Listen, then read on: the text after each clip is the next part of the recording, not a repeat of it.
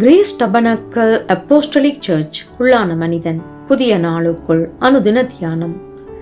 புதன்கிழமை ஆடி மாதம் 22ஆம் தேதி 2026ஆம் ஆண்டு. இன்றைய தியான தலைப்பு சபையாகிய சரீரத்துக்கு தலையானவர். இன்றைய தியான வசனம் கொலோசியர் 1ஆம் அதிகாரம் 18ஆம் வசனம். அவரே சபையாகிய சரீரத்துக்கு தலையானவர், எல்லாவற்றிலும் முதல்வராயிருக்கும்படி அவரே ஆதியும் மரித்தோரிலிருந்து எழுந்த முதற்பேறுமானவர்.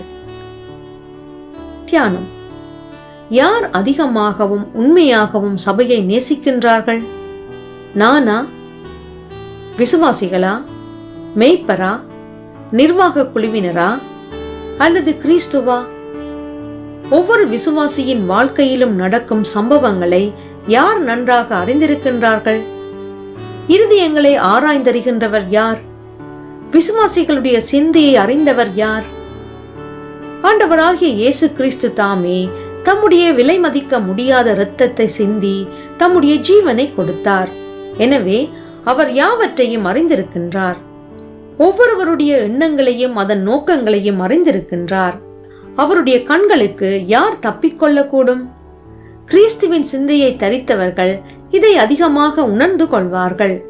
எனவே சபையிலே நீதி நியாயங்கள் சமரசம் செய்யப்படுகின்றது என்று நீங்கள் அறிந்து கொள்ளும் போது கிறிஸ்துவே சபையாகிய சரீரத்துக்கு தலையானவர் என்பதை உணர்ந்து கொள்ளுங்கள். கிருபையின் நாட்களிலே அவருடைய நீடிய பொறுமையை அசட்டை செய்கின்றவர்கள் அவர் முன்குறித்த நாளிலே அதற்குரிய பலனை அடைவார்கள். கிறிஸ்துவின் சிந்தை உறுதியாய் உங்களில் நிலைத்திருக்க கடவதாக.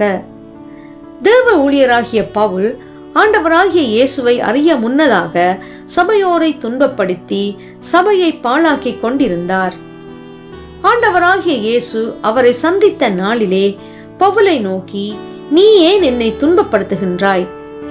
முள்ளிலே உதைப்பது உனக்கு கடினம் என்று கூறினார். உங்களுக்குள்ளே யுத்தங்களும் சண்டைகளும் எதனாலே வருகின்றது?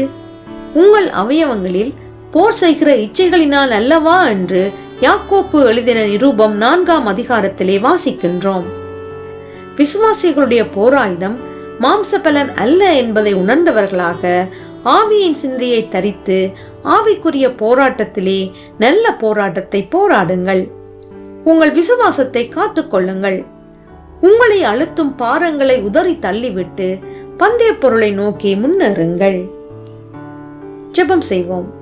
நித்திய ஜீவனுக்கு என்று என்னை அழைத்த தேவனே, எனக்கு மிஞ்சின காரியங்களினாலே என் மனம் பாரப்பட்டு சோர்ந்து போகாமல் நீர் என்னை அழைத்த நோக்கத்தை நிறைவேற்ற எனக்கு பலன் தந்து வழிநடத்துவீராக. இரட்சகர் இயேசு வழியாக ஜெபிக்கின்றேன். ஆமேன். மாலை வாசகம் கலாத்தியர் 5ஆம் அதிகாரம் 16ஆம் வசனம்.